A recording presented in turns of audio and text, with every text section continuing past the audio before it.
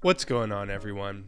In this video, I'm going to share with you another one of my full body training sessions at this super early stage of my natural bodybuilding competition prep.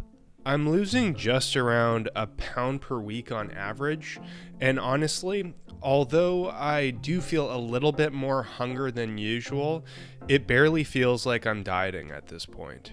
My performance in the gym is being held without any noticeable loss of strength, and although I do have a little bit of minor hip pain, which is pretty much completely gone at this point, I'm not really feeling any effect of dieting while I'm at the gym, pretty much whatsoever. Admittedly, the hardest part of the prep at this stage is just watching the weight loss progress happening relatively slowly. A part of me does want to drop my calories lower than where they're sitting at right now so that I can see a more aggressive rate of weekly weight loss. But I know the more intelligent thing to do is to leave everything where it's at right now.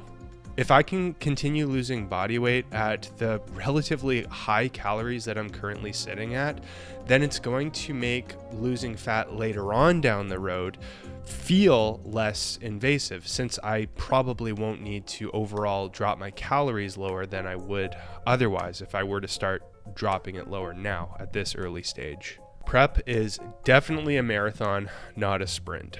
Anyhow, let's dive into the footage of this training session.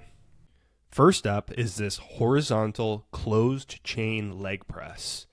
I've temporarily added this into my program as it's one of the several quad focused exercises I can do with zero aggravating hip pain as the nagging injury fully heals. Although it doesn't seem to be one of the most popular machines at my gym, I'm finding it to be killer. It allows me to move with some incredible depth, along with a ton of stability to allow me to really hit my quads hard. I've found, though, that compared to the open chain leg press, which I'm also including in my program right now, this really does hit almost entirely my quads and not really much of my adductors at all. The adductors being your inner thigh muscles. At least that's how it feels. Both to help with the recovery of my hip and to hit my quads hard, I'm moving on the slower side to make my quads have to work super hard with using relatively lighter loads.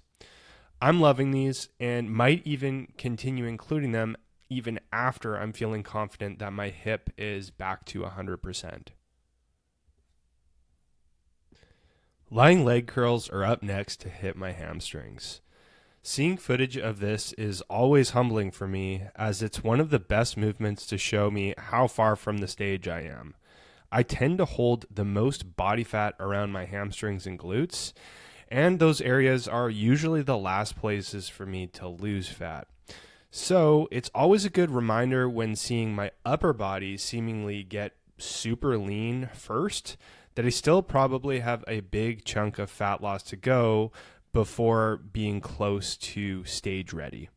And right now, especially at this very, very early stage of my contest prep, I can see that I really am light years away from the stage at this point.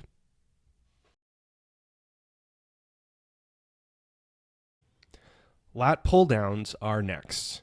I used a wider overhand grip attachment with these today, in opposed to my regularly programmed close neutral grip attachment.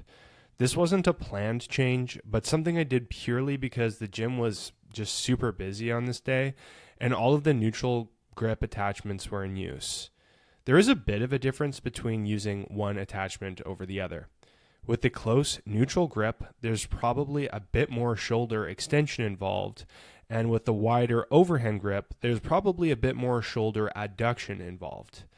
The lat's primary function is both shoulder extension and shoulder adduction, so that muscle gets hit hard regardless of whatever grip that you end up using. And it's also worth mentioning that both grips involve a combination of those two movements or functions, just with differing ratios. If you're wondering what grip you should be using, I would probably just opt to pick the one that leaves you with A, the best mind-muscle connection, and B, the one that leaves you without any joint or connective tissue discomfort, like feeling a sore wrist elbows or shoulders, anything like that. At the end of the day, you can build your lats using either grip. My favorite shoulder superset is next. Incline dumbbell lateral raise directly into dumbbell overhead press. I found this lateral raise variation to be killer. I feel a very strong stretch sensation, and although I admittedly don't have any empirical evidence to prove this, I suspect that the extra external shoulder rotation might take part in hitting the delts in a unique and effective way that might otherwise not happen when doing a standard lateral raise. With external rotation, the rotator cuff muscles are definitely working, yes, but the delts also play a big role in shoulder external rotation. So it could be that the combination of shoulder abduction with extra external rotation might lead to a special kind of stimulus for the delts. Just a theory. For the overhead presses, I'm more concerned about control and mind-muscle connection after the lateral raises than I am about moving around heavy weights. In the past, I think like many lifters, I've gone through phases of where I fixated on trying to push as much weight over my head as is feasibly possible. While there probably is some great muscle growth that can come from doing that, for me, I've never really had a great mind-muscle connection when taking that approach, and as such, have since questioned its effectiveness, at least for me. With the style of lifting I'm doing here, lifting a little bit lighter but slower and doing the movement immediately after the lateral raises, the feeling of tension on my delts is undeniable, leaving me thinking that I might be exposing my delts to overall a better stimulus than if I was doing otherwise, like just focusing on lifting as much weight over my head as possible. Incline dumbbell bench press is up next. When dieting, the first place I often feel like I struggle to maintain my performance with is pressing movements for my upper body, really before anything else. But in this early stage of the diet game for me, I don't feel any change just yet. Don't get me wrong, these are still hard as heck, but I'm definitely not feeling like I'm at risk of losing any strength at this point. The key with getting the most out of using the heavier loads for the chest and any other body part for that matter is to maintain the same good technique practices that you would implement when lifting a little bit lighter. Controlled tempo, full range of motion, you know the drill. The temptation will be to let your technique start to slide as you lift heavier, but I would try not to fall into that trap. Machine preacher curls are up next. Well, I finally reintroduced incline dumbbell bicep curls into my program, but they didn't land on this training day, so y'all get to see these preacher curls again. I try to move with lots of control here and aim to keep as much tension on my biceps as I can. From there, I do as many reps as possible, trying to withstand the burning sensation on my biceps for as long as I possibly can. For training my biceps, I rarely go out of my way to lift loads at fewer than 10 reps per set. Those heavier loads hit my biceps hard, but at somewhat of a cost to my elbows, which usually ends up leading to joint or tendon pain. At the end of the day, I'm only as strong as my weakest link. So if my weakest link, or literally my joints and connective tissue, can handle slightly lighter loads for higher rep volumes for longer, then it's a no-brainer for me to roll with that style over lifting the heavier loads for fewer reps. And last for today are these easy bar overhead tricep extensions.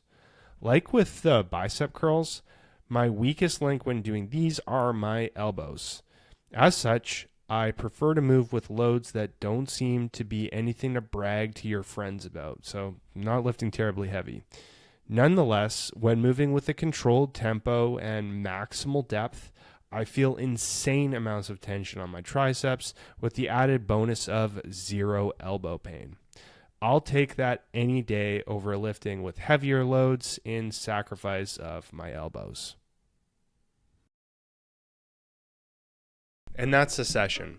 Hopefully there's something in there that you found helpful that maybe you can consider implementing or thinking about within your own training. That being so, I'd love to know what you think. Was there anything in the training session that you found to be particularly helpful or interesting? Let me know in the comment section. And lastly, just before this video comes to a close, I wanted to let you know about the work that I do. When I'm not making YouTube videos, recording podcast episodes, or making Instagram content, I work full-time as an online physique coach where I help my clients to accomplish their muscle growth and fat loss goals by optimizing their approach to strength training and nutrition. I've been doing this work since 2018 and love helping my clients to transform their bodies and ultimately their lives. If you've been considering getting some help with accomplishing your own physique goals, you're invited to hit the link in the description below to learn a little bit more about the work that I do and the help that I can offer you. You can also use that link to schedule a free video consultation with me.